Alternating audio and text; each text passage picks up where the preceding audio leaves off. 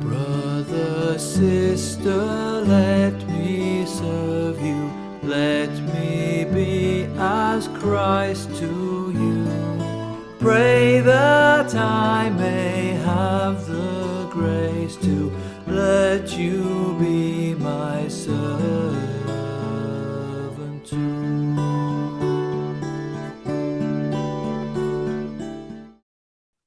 Week 9 after Pentecost, I believe, and we're in lockdown. We're not sure what's happening ahead of us.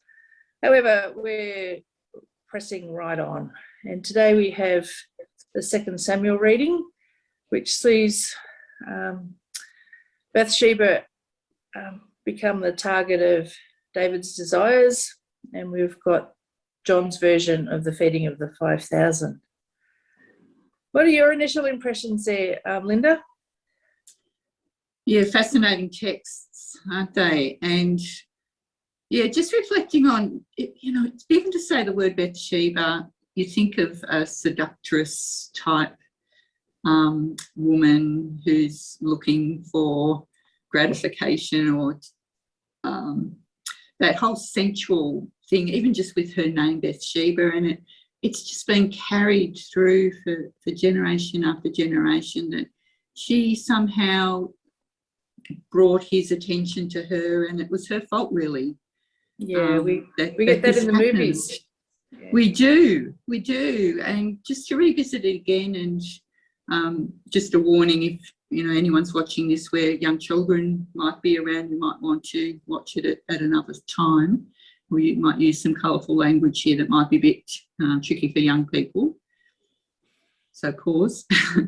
But it really is a rape, because she could not have said no to the king.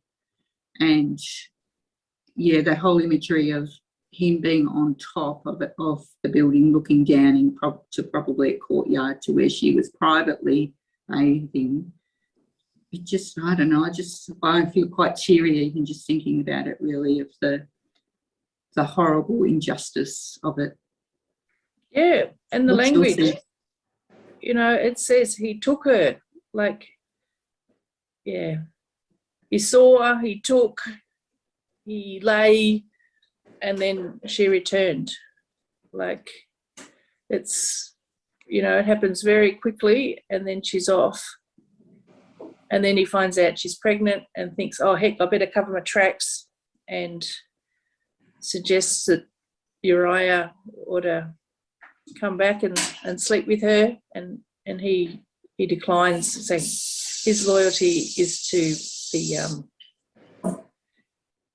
to his soldiers. And so David has to think of another way to cover his tracks and has him killed. Like, goodness. And Uriah, once he's out of the way, what choice has Bathsheba got then?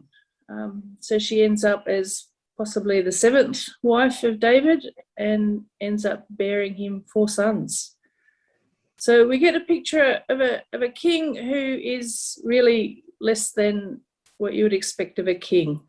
And even from the start of the scripture, when it's a season of the kings out fighting, and here's David lounging up on the roof.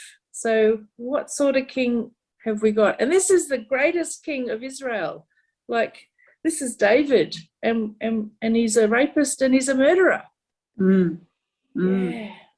And, we say of David, he has the heart of God. I mean, they are the words from the scripture.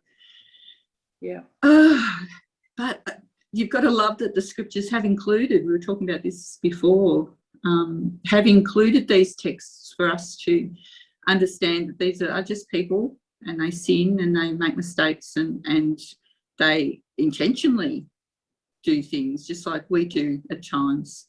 Yeah. And the what power does, I mean, David the shepherd boy would never have anticipated to have such power, and it's up to him to stay in good relationship with God, to exercise his power and authority, And when he strays from God and attends to his own desires, all sorts of trouble, all hell breaks loose, so to speak. And it's a disaster. Mm. Yeah, and there's something in it for me about how he knew that Bathsheba was married, knew who she was married to, knew that it was a loyal leader and fighter for his causes, and then invites him up for dinner, has dinner with the man, and then has him murdered. It's just it's first, what did they say, first degree murder, isn't it? It's so intentional. Yep. The guile of the man. Yeah. And then we get contrasted in the feeding of the 5,000. We see what a real king does. So, a king is supposed to care for, the king's people, the ones whom he has responsibility for, not send them out to get killed, but to actually care for them and to feed them. And we see Jesus in John's Gospel cast as the perfect king who feeds the multitudes. And it's not just with, a biscuit and a, whatever else. There's an abundance. There's bread and there's fish, and with plenty left over. And, we get the picture of Jesus as being the king that provides, echoing or embodying a God who provides an abundance. And we get the sense that John's saying it's an abundance way beyond we can ever imagine. It's a ridiculous abundance, like the ridiculousness of the wine at the wedding of Cana in chapter 2, or the water at the well in chapter 4, and now we get in chapter 6 this abundance of bread and fish. It's a great reading, and it's worthy of sitting with and being reminded of, God's abundant generosity. And, even here in lockdown, I feel like, God's generosity is abundant. I have a freezer that's well stocked and a pantry that's well stocked, and, I'm not going hungry in any time soon. But I am aware that in the world there are probably millions of people that are going hungry. And the God of abundance, we need to pay attention to how we can share that generosity with those who are in far less fortunate circumstances. It's challenging. Yeah, absolutely. And like Jesus uses the apostles and the boy to be the ones to hand out the abundance. And to me that suggests, we need the people. God needs us to be the feet of Christ and the hands of Christ and the heart of Christ and the words of Christ, to be the ones to facilitate the giving and the pouring out of the abundance that God so freely gives to us. Yes, and we know that our planet has capacity to feed everyone. And what is it that sees, a small proportion have all the wealth and hoard it, and so many people go without? Right? There's such an injustice there. Yes. And what we see in throughout the Gospels is that Jesus tries to overturn all of that, and so that the way of God becomes the way of life for all people.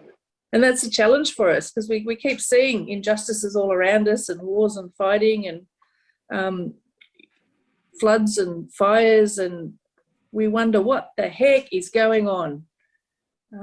But what the heck it is, we all need to turn to God for guidance and to live out of a heart of generosity. Absolutely. Yeah. Because the abundance is there.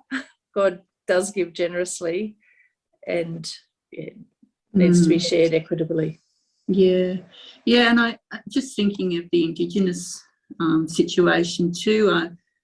I was listening to a webinar, and some people were saying, you know, that they knew that the fires were coming to the coast of Australia because they can read the soils and they can read the trees, and they know that the tap roots of trees aren't growing in these dry areas. And it's just they felt like they have so much to share with our government to help them to understand the way of the land, but they don't feel they have a voice in that.